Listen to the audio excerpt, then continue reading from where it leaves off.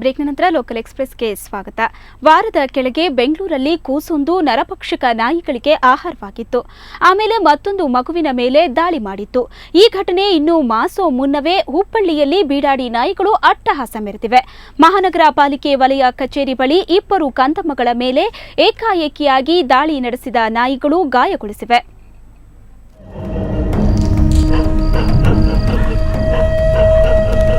ವಾರದ ಹಿಂದೆ silicon city ಬೆಂಗಳೂರಿನಲ್ಲಿ ಕಿಲ್ಲರ್ ಡಾಗ್ಗಳು ಮಕ್ಕಳ ಮೇಲೆ ದಾಳಿ ನಡೆಸಿದೆ. ಈ ಘಟನೆ ಮಾಸುವ ಮುನ್ನವೇ ಹುಬ್ಬಳ್ಳಿಯಲ್ಲೂ ಕೂಡ ಕಿಲ್ಲರ್ ಡಾಗ್ಗಳು ಅಟ್ಟಹಾಸ ಮೆರೆದಿವೆ. 2 ಮಕ್ಕಳ ಮೇಲೆ 4-5 ಬೀದಿ ನಾಯಿಗಳು ದಾಳಿ ನಡೆಸಿ ಗಾಯಗೊಳಿಸಿವೆ. ನೇಕಾರ ನಗರದ ನಿವಾಸಿ ಸವಿತಾ ತನ್ನ 2 ಮಕ್ಕಳೊಂದಿಗೆ ಆಶ್ರಯ ಮನೆಗಾಗಿ ಅರ್ಜಿ ಹಾಕಲು ಹಳೆ ಹುಬ್ಬಳ್ಳಿಯಲ್ಲಿರುವ ವಲಯ ಕಚೇರಿಗೆ ಬಂದಿದ್ರು. ಆಗ 4-5 ನಾಯಿಗಳ ಗುಂಪು ಅವರ 2 ಮಕ್ಕಳ ಮೇಲೆ ಎರಗಿವೆ. ಘಟನೆಯಲ್ಲಿ 4 ವರ್ಷದ ರೋಹಿತನ ಮುಖಕ್ಕೆ ಬಾಯಿ ಹಾಕಿದ್ದು ಗಂಭೀರವಾಗಿ ಗಾಯಗೊಳಿಸಿವೆ. ಅನುಷಾಳ ಮೇಲೂ ನಾಯಿಗಳು ಎರಗಿದಾಗ ಜನ ಹೊಡೆದು ಓಡಿಸಿದ್ದಾರೆ. ಹುಡುಗ ಮೇಲೆ ಕರ್ಕೊಂಡು ಹೊಂಟಿದ್ದಾರೆ 2 ಮಕ್ಕಳಿಗೆ. ಒಂದು ಈಕಿಗೆ ಹುಡುಗಿಗೆ ಹಿಡಿತಿತ್ತ, ಹುಡುಗಿ ತಪ್ಪಿಸ್ಕೊಂಡು ಓಡ್ ಬಂತ, ಹುಡುಗಾಗ ಬಂದು ಹಿಡಿದು ಬಿಡ್ತಾರೆ. 10 ಗಂಟೆಗೆ ಅದು 4-5 ಮಂದಿ ಓಡಿಸಿದ್ರ ಮಗು ಉಳಿತಾನೆ ತರ ಉಳಿತಿತ್ತಲ್ಲ ಮಗು. ಇನ್ನು ತೀವ್ರವಾಗಿ ಗಾಯಗೊಂಡ ಕಂದಮ್ಮಗಳನ್ನ ಕೂಡಲೇ ಕಿಮ್ಸ್ಗೆ ಕರೆದೊಯ್ದರೆ ಹಿರಿಯ ವೈದ್ಯರು ಚಿಕಿತ್ಸೆ ನೀಡೋದಕ್ಕೆ ಸ್ಪಂದಿಸಲಿಲ್ಲ. ಸರ್ಕಾರಿ ಆಸ್ಪತ್ರೆಯಲ್ಲಿ ಕನಿಷ್ಠ 100 ರೂಪಾಯಿ ಕಡ್ಡಾಯವಾಗಿ ತುಂಬಬೇಕು ಅಂದ್ರು. ಬಡವರಾಗಿದ್ರೆ ರೇಷನ್ ಕಾರ್ಡ್ ನೀಡಿದ್ರೆ ಉಚಿತವಾಗಿ ಚಿಕಿತ್ಸೆ ನೀಡಲಾಗುತ್ತೆ ಅಂದರು. ಕನಿಷ್ಠ 100 ರೂಪಾಯಿ ಸಂದಾಯ ಮಾಡಲೇಬೇಕೆಂದಾಗ ಪೋಷಕರು ಪ್ರತಿಭಟನೆ ನಡೆಸಿದ್ರು.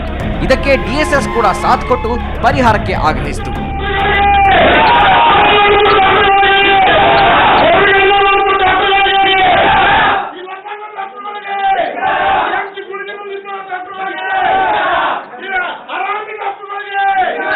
ಹುಬ್ಬಳ್ಳಿಯಲ್ಲಿ ಇದ್ದಂಥ ಬೀದಿ ನಾಯಿಗಳೆಲ್ಲರಿಗೂ ಎಲ್ಲ ಬೀದಿ ನಾಯಿಗಳಿಗೂ ಇವತ್ತಿನ ದಿವಸ ಹುಬ್ಬಳ್ಳಿಯಲ್ಲಿ ವಾಶೌಟ್ ಮಾಡಿ ಇವತ್ತು ಕ್ಲೀನ್ ಸಿಟಿ ಮಾಡಬೇಕಂತ ಮಹಾನಗರ ಪಾಲಿಕೆ ಎಚ್ಚರಿಕೆ ಕೊಡುತ್ತಾ ಇವತ್ತಿನ ದಿವಸ ನಾವು ಮುತ್ತಿಗೆ ಹಾಕುವಂತ ಕಾರ್ಯಕ್ರಮ. ಮಗುವಿನ ಸ್ಥಿತಿ ಕಂಡ ಬಳಿಕ ವೈದ್ಯರು ಚಿಕಿತ್ಸೆ ನೀಡಿದ್ರು. ಮಕ್ಕಳು ಗುಣಮುಖರಾಗಿದ್ದಾರೆ. ಬೀದಿ ನಾಯಿಗಳ ಹಾವಳಿಯಿಂದ ಭಯಭೀತರಾದ ಜನ ಪ್ರತಿಭಟನೆ ನಡೆಸಿದರು.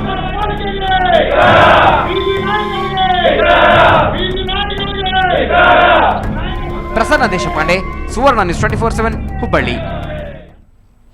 ಈ ಹಿಂದೆ ಜನರ ನಿದ್ದೆಗೆಡಿಸಿದ್ದ H1N1 ರೋಗ ರಾಜ್ಯದಲ್ಲಿ ಮತ್ತೆ ಕಾಣಿಸಿಕೊಂಡಿದೆ. H1N1ಗೆ ಮಹಿಳೆಯೊಬ್ಬರು ಬಲಿಯಾಗಿದ್ದಾರೆ. ಶಿವಮೊಗ್ಗದ ಹೆಗ್ಗೋಡಿನ ಆತವಾಡಿ ಗ್ರಾಮದ ಶಾರದಮ್ಮ ಮೃತಪಟ್ಟ ಮಹಿಳೆ. ಸಾಗರದ 3 ಮಹಿಳೆಯರಲ್ಲಿ ಸೋಂಕು ಪತ್ತೆಯಾಗಿತ್ತು. ಮೊದಲು ಸುಭಾಷ್ ನಗರದ ಗರ್ಭಿಣಿಯೊಬ್ಬರಲ್ಲಿ ಕಾಣಿಸಿಕೊಂಡ ಸೋಂಕು ನಂತರ ಆಕೆಯ ಸಂಬಂಧಿಗೂ ಹರಡಿತ್ತು. ಈ 3 ಮಣಿಪಾಲದಲ್ಲಿ ಚಿಕಿತ್ಸೆ ನೀಡಲಾಗುತ್ತಿತ್ತು. ಆದರೆ ಚಿಕಿತ್ಸೆ ಫಲಕಾರಿಯಾಗದೆ ಶಾರದಮ್ಮ ಮೃತಪಟ್ಟಿದ್ದಾರೆ ಅಂತ ಜಿಲ್ಲಾ ಆರೋಗ್ಯಾಧಿಕಾರಿ ಚನ್ನಬಸಪ್ಪ ಖಚಿತಪಡಿಸಿದ್ದಾರೆ. ಅಲ್ಲದೆ ಸೋಂಕು ಹರಡದಂತೆ ಕ್ರಮ ಕೈಗೊಳ್ಳಲಾಗುತ್ತಿದ್ದು ಸೋಂಕು ಕಾಣಿಸಿಕೊಂಡವರಿಗೆ ಟೆಮಿಫ್ಲೂ ಟ್ಯಾಬ್ಲೆಟ್ಗಳನ್ನು ನೀಡಲಾಗಿದೆ ಅಂತ ಆರೋಗ್ಯಾಧಿಕಾರಿ ತಿಳಿಸಿದ್ದಾರೆ.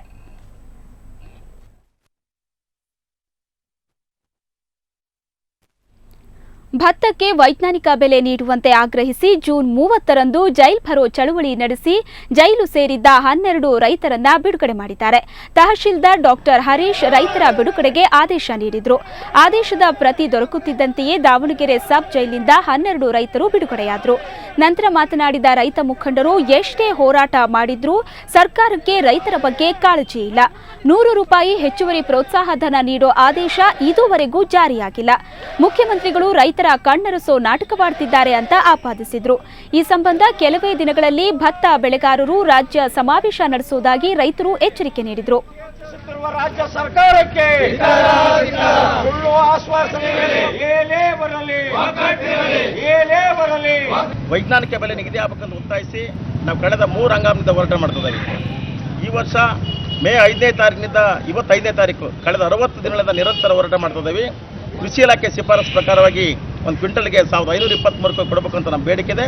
ಆದರೆ ಕೇಂದ್ರ ಮತ್ತು ರಾಜ್ಯ ಸರ್ಕಾರಗಳು ನಮಗೆ ಏನು ಮೀನಾಮೇಷ ಮಾಡ್ತಿದ್ದಾವೆ, ಅದು ಬಹಳ ನೋವಿನ ವಿಚಾರ. ಇವತ್ತು 18 ತಿಂಗಳು ಮನವರಿಕೆ ಮಾಡಿದರು. ಇವತ್ತು ರೈತರ ಬಗ್ಗೆ ಗಮನ ಹರಿಸದೆ ರೈತರ ಜೀವನದ ಜೊತೆಗೆ ಇವತ್ತು ಸರ್ಕಾರಗಳು ಚೆಲ್ಲಾಟ ಆಡ್ತಾ ಇದ್ದಾವೆ. ಎಲ್ಲ ಜಿಲ್ಲೆಯ ಮುಖಂಡರನ್ನು ನಾವು ಒಂದು ಸಮಾವೇಶವನ್ನು ಕರೆದು ಸಮಾವೇಶದಲ್ಲಿ ಚರ್ಚೆ ಮಾಡಿ ಮುಂದಿನ ಒಂದು ಕೇಂದ್ರಕ್ಕೆ ನಿಯೋಗ ಹೋಗಬೇಕು, ಕೇಂದ್ರ ಮೇಲೆ ಒತ್ತಡ ತರಬೇಕು ಅಂತ ಒಂದು ನಿರ್ಧಾರವನ್ನು ಮಾಡಿದ್ದೇವೆ. ಮುಂದಿನ